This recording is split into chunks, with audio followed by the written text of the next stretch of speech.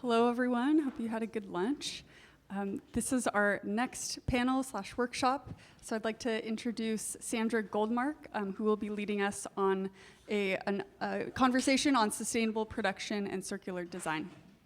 Thank you. I'll hand it off to you. Hi, everybody. Oh, it should be on. Hello, hello. There, that sounds right. Hi, my name is Sandra Goldmark. I've been sitting. I'm going to stand for a minute. I'm the Associate Dean for Engagement and Impact at the Columbia Climate School.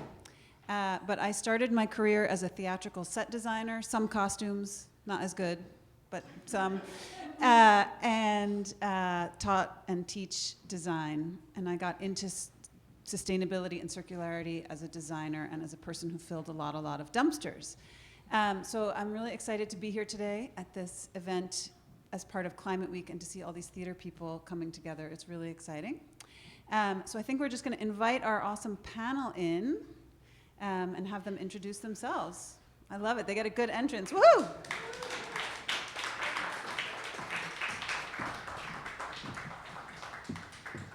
So we'll just, I guess I can sit down. That was my exercise. We'll just go down the line and ask you first each to introduce yourselves. Hi, I'm Sid Jepsen, they, them. I'm the literary associate at the Huntington Theater in Boston. I am a personal sustainability person and lover, and have also worked with the Sustainable Production Toolkit recently to build a New England sustainable cohort. Hi, I'm Edward Morris. I'm a theater set and projection designer, and with Sandra and Michael Banta and Lauren Gaston co-authored a toolkit for sustainable production that's available for free online, and sometime consultant on sustainability with a variety of theaters, and also on the sustainability committee for IATSE 829. So that's the designers' local union within the Stagehands Union in the United States. Thank you. My name is Molly Braverman. I use she, her pronouns. I started my career as a stage manager. I toured with Wicked for many years, and then started working as a managing director for a theater company in Philadelphia, and that during all that time was a volunteer for the Broadway Green Alliance as a green captain. And then since then, I've had the fortune of becoming the director of the Broadway Green Alliance, where we work at the intersection of theater and sustainability, and I will talk more about how we do that later. Oh, you have one. Stop pulling this. Hi, everyone. I'm Alexandros Barpayianis. You guys call me Alex. I work for Material for the Arts. I'm very green to sustainability, meaning I'm new to this. So I'm excited to be here and offer some insight specifically at MFTA. Hello, my name's Davis Mccallum. My pronouns are he, him. I'm the artistic director of Hudson Valley Shakespeare, a repertory theater company that's about 50 miles north of New York City. And we've also worked with Sustainable Production Toolkit to refine and make more sustainable overall our production practices at the theater. In the last several years, we've also transitioned from being a tenant to being a land steward of 98-acre campus, and we're building a new theater there that's going to be the first purpose-built LEED Platinum theater in the country, and so we've started to think more broadly about what it means to be a sustainable theater in the 21st century. That's it. Thank you. So it is New York City Climate Week, and this is this whole day brought to us by the Broadway Climate Summit is one of the relatively few events and series really focused on the performing arts, which is one of the reasons I'm so excited to see us coming here today.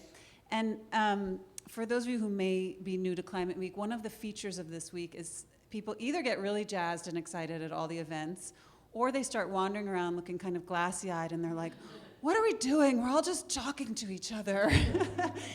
And this panel in particular is about learning from each other, bringing together people who are doing the work in their organizations, finding out what's happening how it's going, learning what you all are doing, and creating some space for you to talk. Not in talking is great, but also really to share practices and come out of here ready to help others continue to take on this work. So just a quick show of hands, who is a theater maker in this room? Okay. Theater, some medium. Theater goer? Right. Everybody. All right, that's going to be interesting. Some of the people who aren't theater makers, I'm excited to hear what fields you do work in when we break into groups, because we're going to have a short discussion with our panel, about 30 minutes, and then we'll have 30 minutes to break out into groups with our panelists and learn from each other and learn what you all are doing. So to dig in a little deeper into what our representatives from organizations, each of these organizations was asked to be here because they are taking on the work of greening their theaters. And it's not an easy task. And so we wanted to just hear from different perspectives. Molly and Alex are slightly different because they're helping the theaters do it, but it's still not easy. We just want to hear from each panelist really briefly what they're doing, what they're not doing, and what we need to do collectively as an industry to get there. And I think in this context, I don't need to explain what get there means. And then we'll have some time for questions from you, and then we'll go into an activity. So Sid, do you want to start us off? So I feel very lucky about what we're doing at the Huntington, because I think as an institution, we're doing a lot right. We have a goal with the Boston Green Ribbon Commission, which is a group of institutions in Boston who are focused on prioritizing carbon neutrality by 2050. We're working on making sure all of the decision making within, we own 2 venues and then we rent like an office building, and so all of the decision making for our venues is sustainability led going forward, and working with groups in the area to prioritize what sustainability looks like on sort of a social level. How can we help one another? And we also focus our sustainability in this social way through a document that we publish every year to 6 months called our ASAP, which is our Anti-Racism Strategic Action Plan. This document not only holds us accountable for a lot of the work that we've been hoping to prioritize largely since the pandemic, but it also helps us prioritize the people who work for our institution.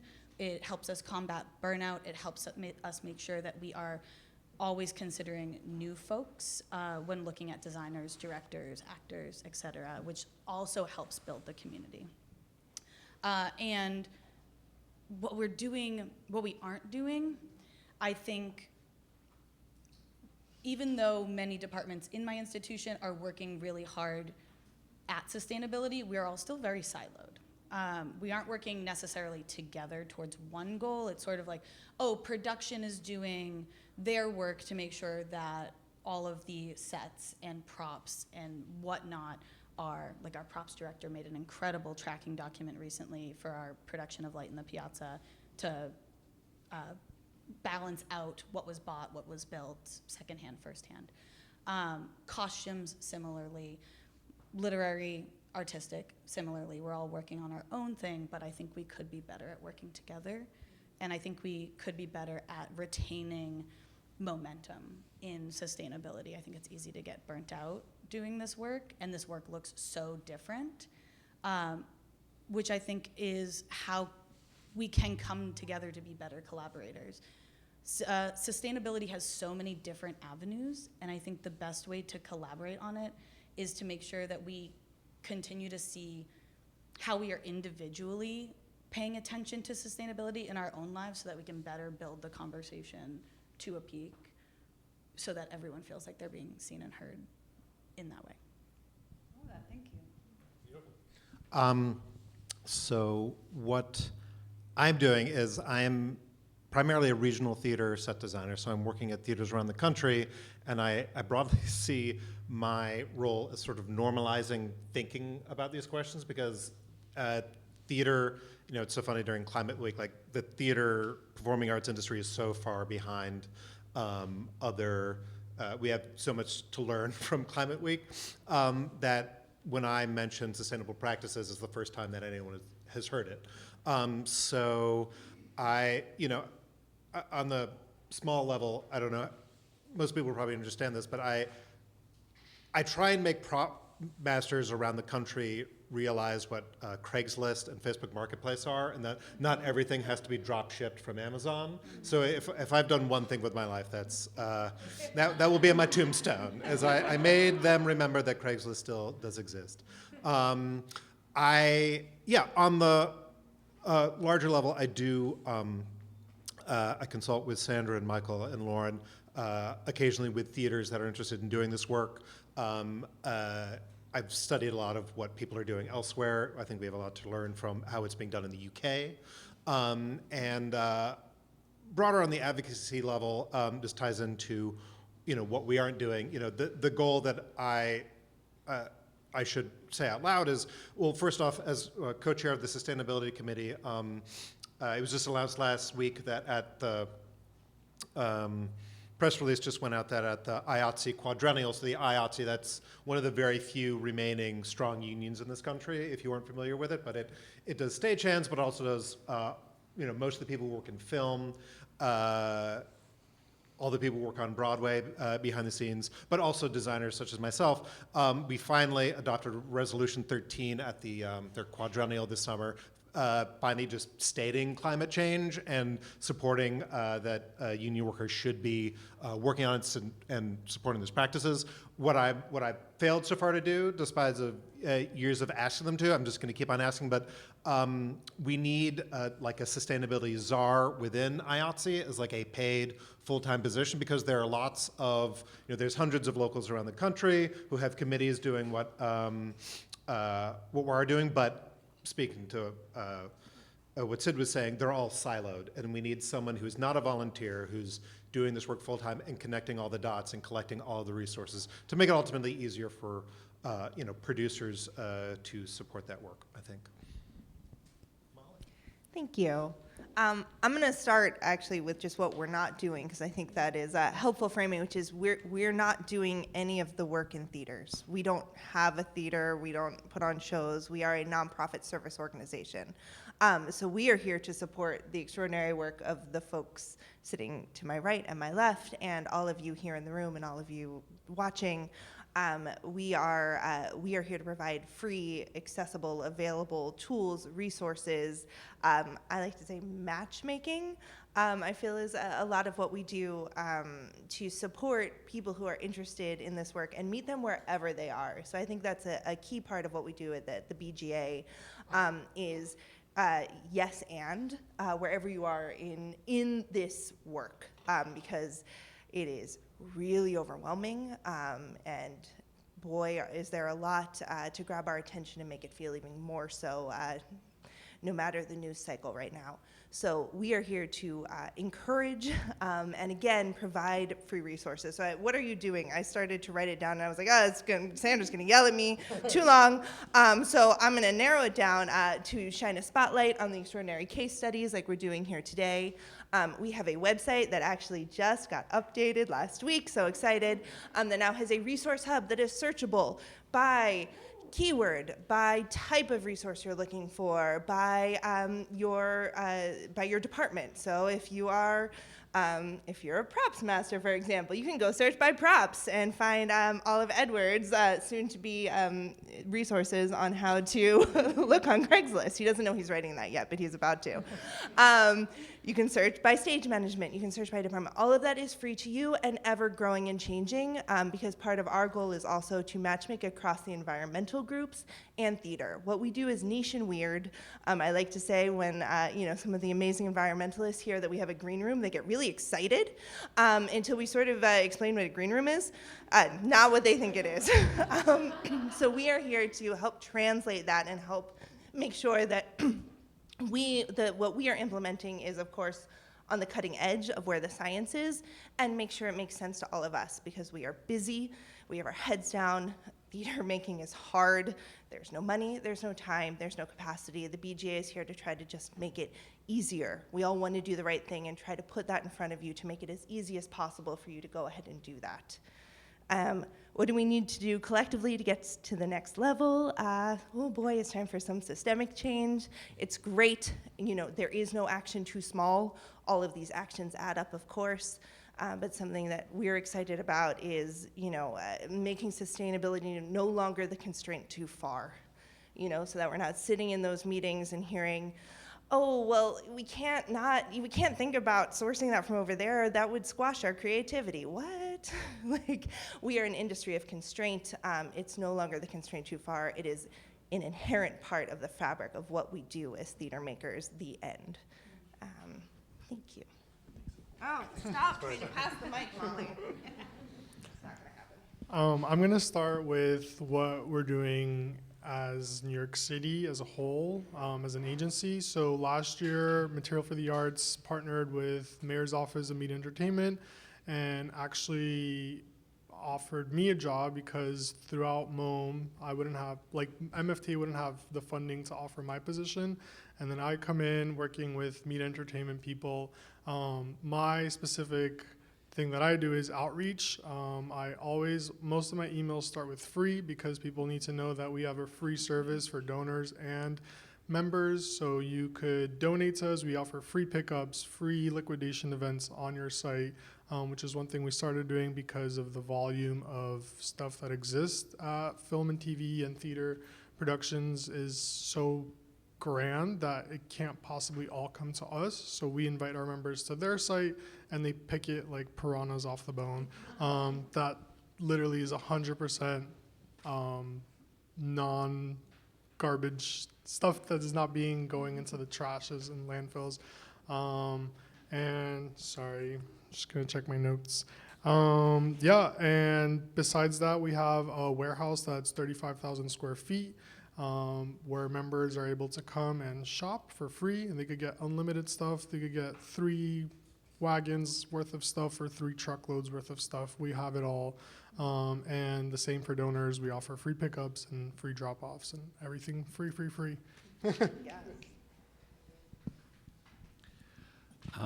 Hi. At Hudson Valley Shakespeare, we're working in a bunch of different areas in overlapping ways, but I thought I might talk about 3. One is we're building out our new campus, which gives us a really unique, perspective on this work because in some ways we're 38 years old, but we're also kind of hitting the reset button on almost everything that we do. And we're in the middle of a big capital project where we're converting this acreage that used to be a golf course, using a huge amount of water and pesticides for a very small number of people, and converting that land into native meadows, which is so much better for carbon sequestration, that kind of thing. And we're building a new theater that is all made by mass timber, so it has very low embedded carbon, and it has PV panels on the roof of the theater, and the rain that comes off the roof of the theater runs the bathrooms, and it has all these amazing features that we've had a really front row seat to watching the design team as they kind of wrap their heads around the challenge of how to seize this unique opportunity. And the second area is in the actual producing of plays.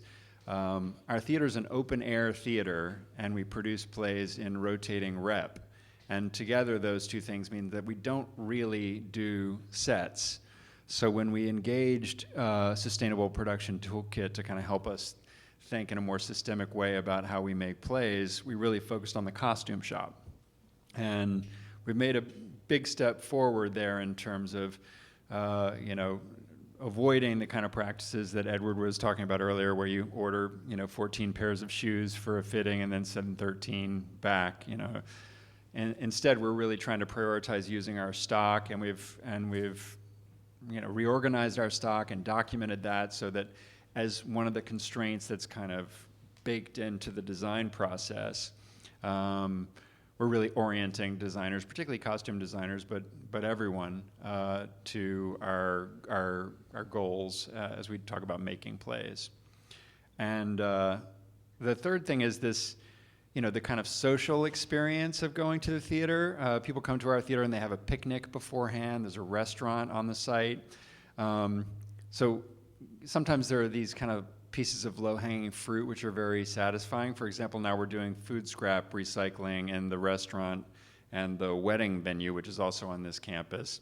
And, we're able to measure the tons of food that's now being, recycled, taken to a commercial, compost facility rather than going into landfill, which is, that's the kind of thing that I think helps with the burnout of engaging with this work when you're like, that was something that we just decided to do, and it's made a meaningful change that we're able to measure.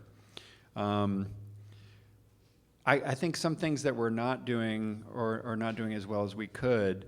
One is the long-term planning. We were ambitious to come up with a long-term, true kind of bottoms-up carbon accounting, and we engaged a consultant for that work, but it's been kind of stuck in the starting gate, and that's really just about staff bandwidth. And another thing that I think is important is, we're a company of storytellers. We ought to be able to tell the story of why we're doing what we're doing, but I think it's largely opaque to our audience when they order a picnic and we have a cloth napkin and silverware that we got from Craigslist as opposed to stuff that you would just throw away. We're trying to do a better job of bringing our audience into that work so that they feel that they're a part of it too. And I'm very excited about that, actually, as a new field for us to kind of go further in. Yeah. I think that's a great next to-do list, probably for all of us. I have one more question, and then we'll take some questions from you all.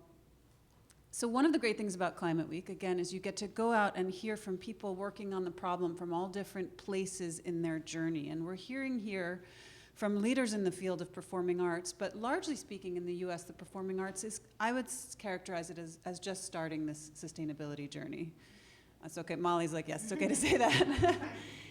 And so I just heard last night and this morning from some business leaders and government leaders they happen to be from Sweden and Denmark, countries that I would say are much further down the road. And one of the things that I noticed kept coming up in their talks was this notion of, wow, when we started this work, it was really hard. We had to really recast and question our assumptions and really rethink how we thought about constraints. But now that we're kind of in it, we have unlocked benefits, financial benefits, cultural benefits, that we didn't even think we didn't even have on the horizon. Like, we thought we were just going to reduce our footprint, and instead, our business has grown by X%, or we've engaged local farmers in a way we never thought we could. And I'm wondering if especially Sid and Edward and Davis, if you have felt places in your theater where taking on the work of sustainability has helped you unlock other benefits, surprising gains. Or Molly and Alex. Molly's like, I got one. Oh, you don't want me to try to yank that one from you again? Are you sure? Wow. I'm happy to share examples. Well, first of all, yes. I think sustainability has the worst marketing, and we're in a room full of storytellers, so let's please fix that.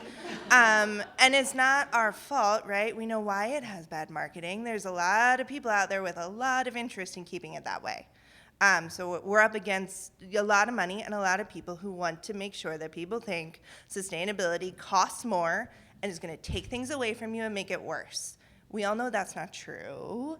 And we've seen examples of that in the theater. And so there are a lot of times, look, I'm the Broadway Green Alliance. We work a lot with Broadway and commercial theater, and dollars count.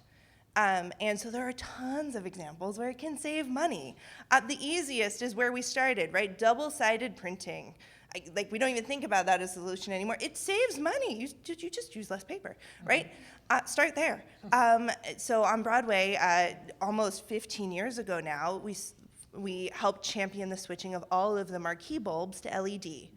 That was a big lift, right? To convince everyone to do that. Of course, over time, that saved money. It also saves 9,600 tons of carbon every year and is incredibly visible and got a lot of press, which is a special sauce that theater and our industry can bring to the table, is getting eyeballs on it too. Another example is on Wicked with rechargeable batteries. Just curious here, who here now uses rechargeable batteries in mic packs? Yes, does anyone not yet? Cool, excellent. Or you're just too scared to raise your hand. Also fair. On Wicked, this is goodness now, probably 8-10 years ago, you must know this statistic by now. They were using single-use batteries in their mic packs for every single show. So 2-show day, 2 sets of batteries. That was the common practice. You could tell this story too. But the reason was that was industry standard, and everyone was too afraid to switch to rechargeable batteries because it wasn't done, right? And nobody wanted to make the leap. When they finally did, they switched from over 15,000 batteries a year that were winding up in landfill to 96 rechargeable batteries a year. Not only is that an enormous savings, of course, in landfill, but that's money. Think about the number of batteries. So those are just a couple examples from us. Great, I love that. I feel like you have more in there. I think we got to go to the I know. BGA website. I'm stopping. Alex, you got some for us? I also have a few examples. When I work with folks in IATSE in film and TV, they're always like, wow, I didn't realize how quick and fast and free this is. I'm like, yep, you could have paid a dumpster to remove everything, or we came and our members lifted everything. Your crew didn't have to lift anything, and they just managed to pick out everything, and by the end of a 8-hour workday, there was nothing left on a set. So it's just about kind of, not brainwashing, but really changing the story that sustainability is faster and free and actually costs less, because when these production companies donate to us, they don't realize that they also get a tax incentive for, let's say their set was $70,000 worth of stuff that they were gonna throw out, that they just got a tax letter for $70,000 worth of stuff. Didn't have to pay for movers or a dumpster to come, and also less labor on the actual IATSE folks. So, yeah. They're amazing. Thank you. One thing I've noticed is sort of in terms of normalization and planting the seed, like a specific example, this past winter I did a show at Indiana Repertory Theater, and I figured out a way to whole cloth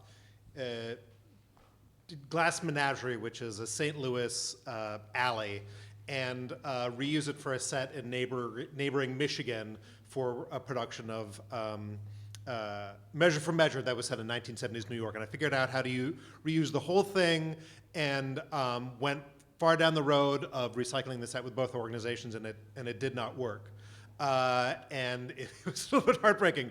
But I just went on to Indiana Repertory Theater's website, and they have entirely recycled this beautiful blue and wood-grained floor from that production in one of the fall. And I think that probably would not have happened had I not sort of planted the seed about this is something that you should look at. Because I know for a fact that they have, although they're in a place where real estate is less expensive, they have very little storage. So they, hopefully we planted the seed that they would store that floor for something else.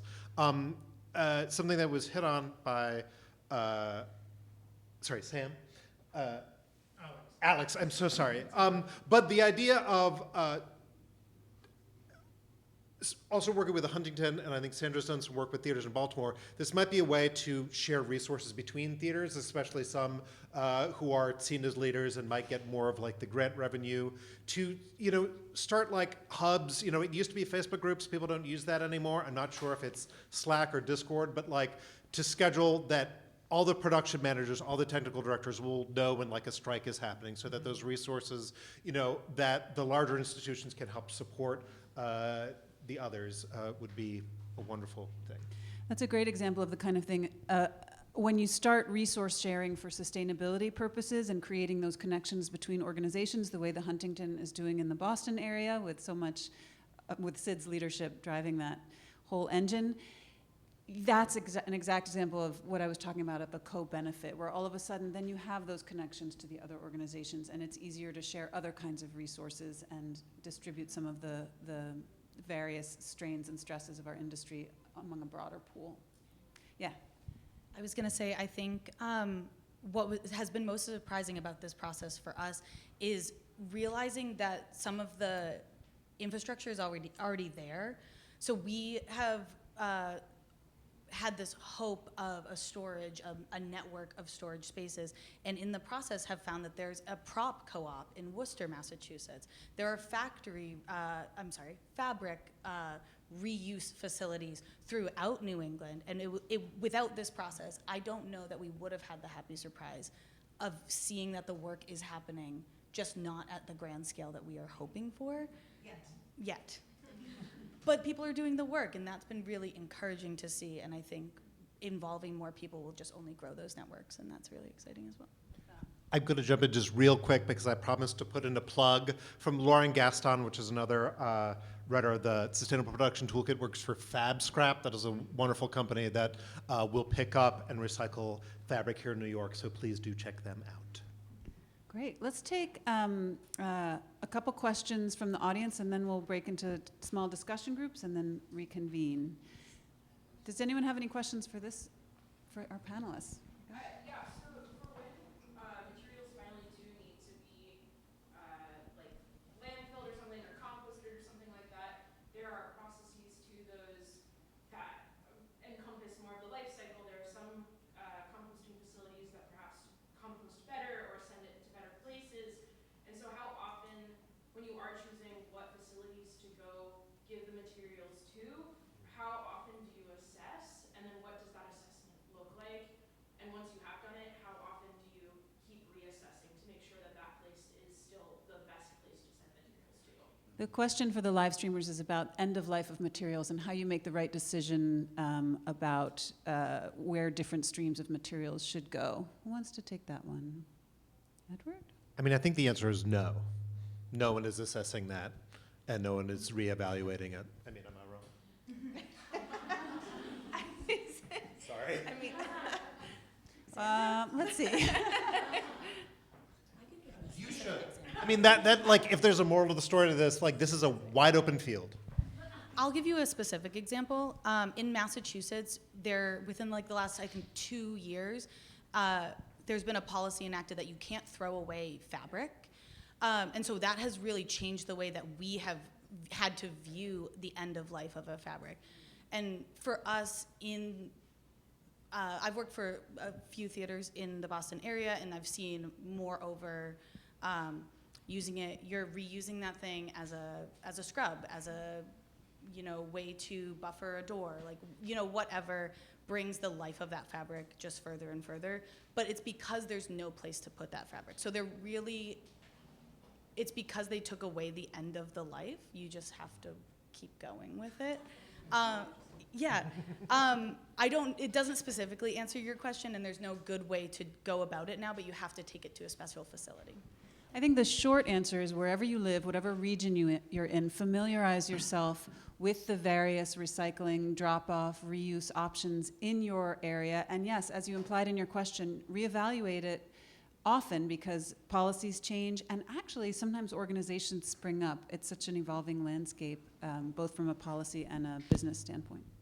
I'm not pulling it too tight, see? Just to make a resource plug there, the BGA does have a national resource map on our website. To your point, again, I think it is so hyper-local, there is no one answer, which makes it really hard, and again, is a system problem of where we live. But we do try to solve for that by having a map on our website that you can dive in, not just by state, but by city, and tries to highlight some of those hyper-local resources. So we're gonna connect and make sure all of the ones you have are on there. And it is crowdsourced intentionally to try to solve a little bit for, again, that constant changing and reevaluation. So take a look, and then please hold us accountable to make sure it is up to date. That's great. Another question?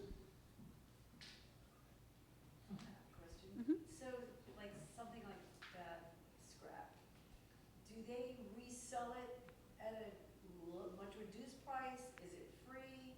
Is it sort of like the Goodwill I'm going to read you a text message that I was sent this morning. Forgive me. Yes, from the source, because I am not an expert. They partnered with over 800 fashion and entertainment companies to divert 2 million pounds of fabric from landfill. They have free pickup services. I'm trying to see. You're going to have to go to the Fab Scrap website. They pick up and have donations of dead stock and fabric donations from all over the city and the region, and you can go there and buy dead stock fabrics as well. And they have, I believe they still have a volunteer sorting system. Some of the stuff that can't be, someone's nodding over here, some of the stuff that can't be sold gets diverted for like stuffing and shredding. So, Do they sell it to people who aren't in the theater? yes, Okay, yes, so anybody can go to Fab Scrap. And Silent auction on October 10th through 12th, right? there you go, silent auction. So let's do our little breakout activity. We just have, we're going to do about 15 minutes in small groups, just so you get a chance to dig into different questions with the panelists. Let's do, will you guys be a group over there? And Davis, will you go with that group? Sure. And don't go yet, panelists, so I can give you instructions. And let's do this group in the middle, and we'll have Alex there. This is a nice group. We can have Molly. We're going to have some double duty on their panelists. And this can be one, maybe in the back, you can join him. We'll have Edward and Sid. Why don't you join the group with Alex, since you're out of towner, and I will be the floater. And and Michael, if you have your bag of Post-its, Michael's job today was to bring the Post-its. Michael is one of the co-creators of the toolkit. There you go. So what I'd love to do is give people in small groups a chance to talk, to get to know each other, to talk about whether, if you're in theater, what you're seeing in your organizations, in your theater making. If you're not in theater, we're also eager for some cross-sector pollination, learning what people are doing. So it's the same questions. What are you doing? What are you not doing and why, i.e. what are the challenges? And we're going to end with that last question at the end. I'll give you a little headline. I'm going to ask people to just focus in and write down on said Post-its a few things that we need to do collectively across organizations and at a sector level to help us all get there and make these changes faster. All right, so let's break. Everybody knows where they're going? Okay. And people on the live stream can get coffee and come back in 10 to 15 minutes.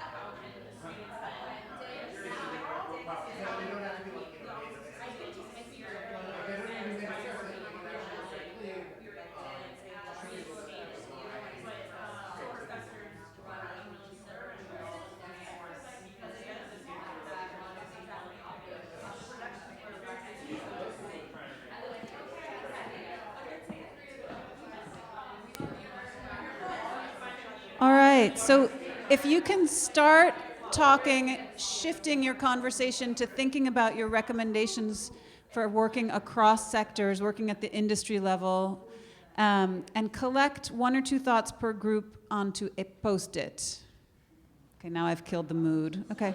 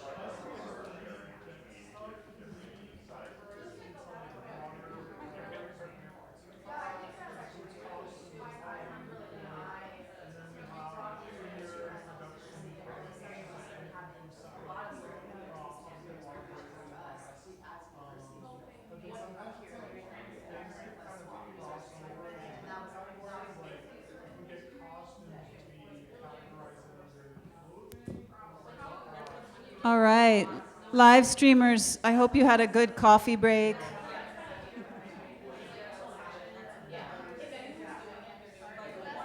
And people in the room. We are back. See, with theater people, that works. All right. So,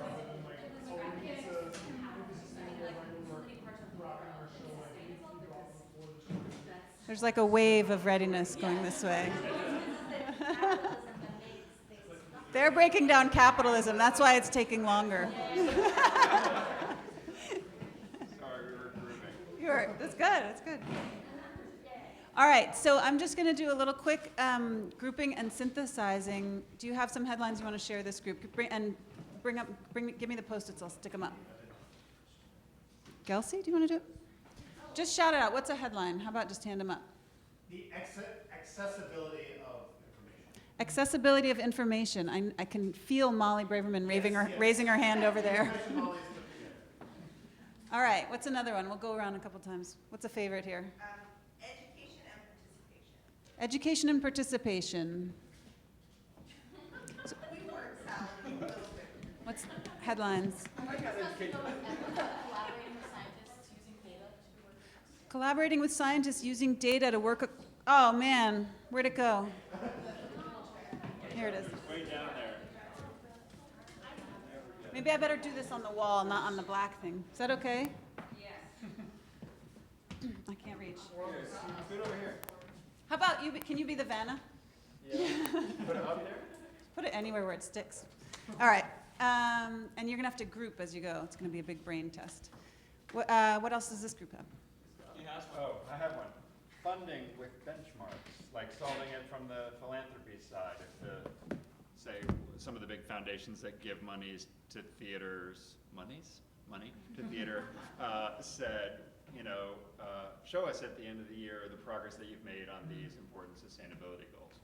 So you want some carrots and sticks having to do with funding. From the funding landscape. That's great. Alex, do you have one? Yeah, raising awareness and creating momentum earlier in the process, like not talking about sustainability when we need to wrap, talk about it before we even start. Raising awareness and talking about it when you start, yeah. Let's go back there. People took our other two ones. Good. Making it an education at all levels, and also that getting foundations to add climate commitments as grant requirements. Love it. You have that too? We're being so Circular economy. Another one from here? We have meeting people where they're at because sustainability touches so many areas, and then being able to bring people together to move forward. Meet people where they're at. Bring them together. There's a real theme here. I think Broadway Climate Summit is doing this today.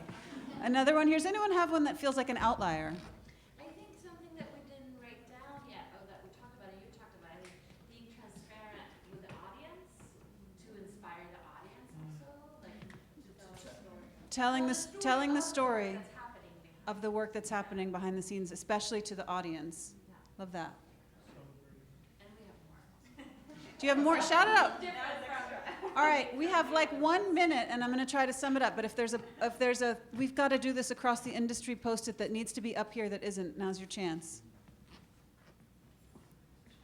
Learn from the scrappiness of small theaters. Learn from the scrappiness of small theaters. I love that. There's a great set of interviews this morning in the New York Times with world leaders from around the world, and Mohammed Yunus from Bangladesh. Read what he says in his interview about starting small and letting the wisdom and the action flow from those small actions, and from, in that case, small business people, but in this case, small theater. So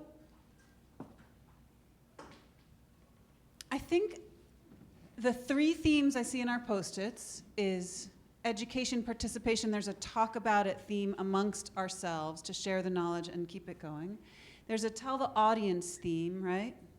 And there's a somehow connect as we think about funding to get those carrots and sticks built into the funding landscape.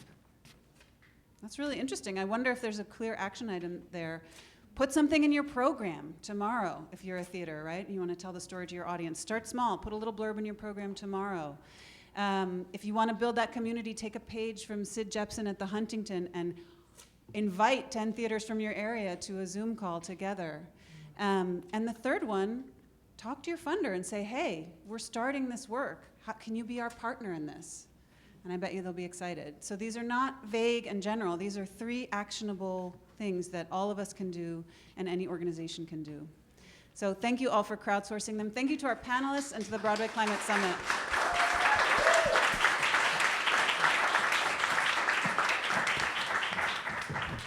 Thank you so much. Give it one more round of applause for Sandra.